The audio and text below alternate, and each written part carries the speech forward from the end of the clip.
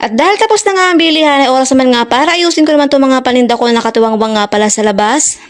Kargadora nga muna pala ang ganap ko ngayong araw dahil ako nga lang pala mag-isa nag-aasikaso nga pala itong mga paninda ko dahil busy nga rin pala ang asawa ko ngayong araw. Hindi naman kabigatan itong mga paninda na ibababa ko ngayong araw kaya hinayaan na lang din ako ng asawa ko na ako na nga lang din ang gumawa nito.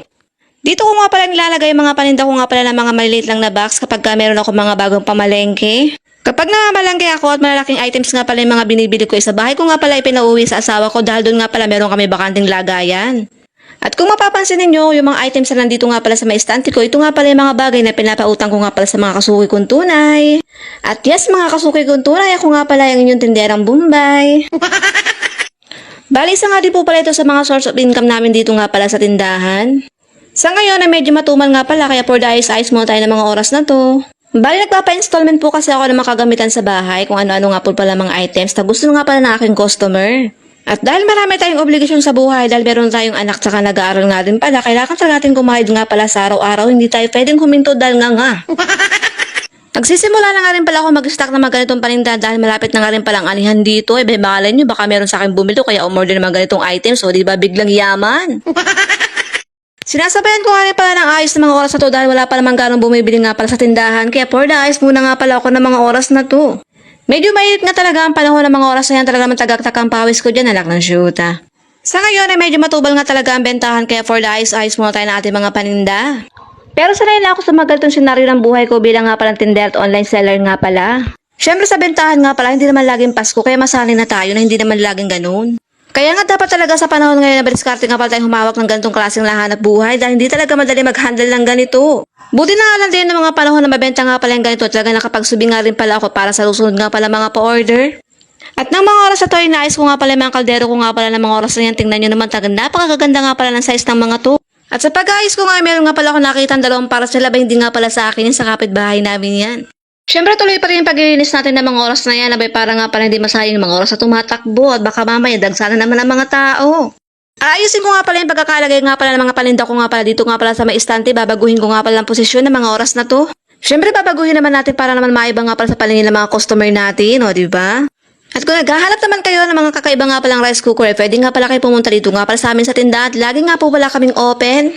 At open nga din pala ako magbigay nga pala ng installment basta po kayo marunong magbayad. Cheers! Alam niyo po ba sa totoo lang kapag po pala talaga kayo ay naghahawak na isang hanap buhay talaga matututo nga pala kayo kung paano nga pala mag-handle ng mga ganito. Totoo nga rin po pala ang kasabihan na kung gusto mo na maraming kaibigan na may magpautang kayo at kung gusto niyo na maraming kaaway maningil kayo. Abay ayoko na merong kaaway pag ako naghahanap buhay baka ako hindi yumaman.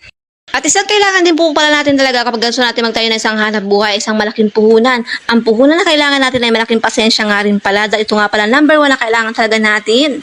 Hindi lang po lahat kasi ng customer natin talagang on time naman din po talaga magbabayad kapag oras nga pala ng bayarin. At ng mga oras na to ay nais ko naman nga pala mga paninda ko nga palang kutsara tinidor na mga oras na yan. Tingnan nyo naman talaga yung pawis ko talaga hindi matawaran. Diyos ko lahat ng ngayatan ng paninda na itinda ko nga pala dito nga pala sa amin sa tindahan. Abay marakit talaga ako sa totoo lang, hindi talaga ako pumapayag na wala akong income. Kagaya nga pala ng lip tint talaga nakapagtinda nga rin pala ako dito nga pala sa amin sa tindahan, tas mga pabango. Abay hanggat mayroong pagkakakita talagang go lang ako ng go dyan, hindi ko nga pala iniisip ang pagod, basta mahalaga sa akin meron nga pala akong income. At dahil mainit nga ang panahon, kaya naman naisipan ko nga rin parang bumili ng mga diklip na electric pan, o baka naghahanap po kayo, meron po ako dito.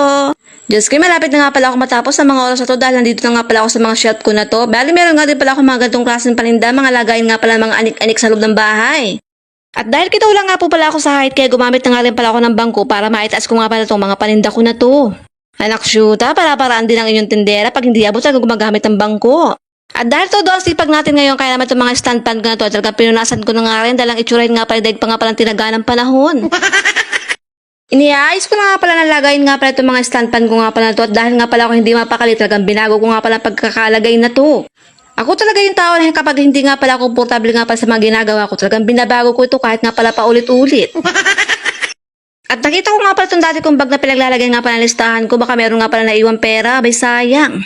At dahil tapos na nga pala ako magsalansa ng mga paninda ko ay oras naman nga para magwalis nga pala ako ng sahig dahil napakalakabok nga pala talagang tunay. Napakapagod talaga ng araw ko ngayon dahil sobrang kapil ang dami kong ginawa ngayong araw dahil napakarami ko nga rin palang inayos bukod nga sa pagbubuhat talaga nagwalis na nga rin pala ako ng mga oras na yan.